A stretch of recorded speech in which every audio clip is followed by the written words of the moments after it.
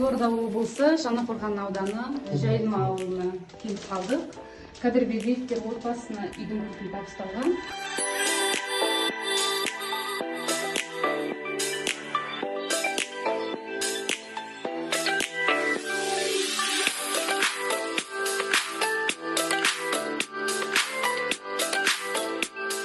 Халыққа, Айнұр Тұрсынбаева қорына, сіздерге көптен көп рахмет.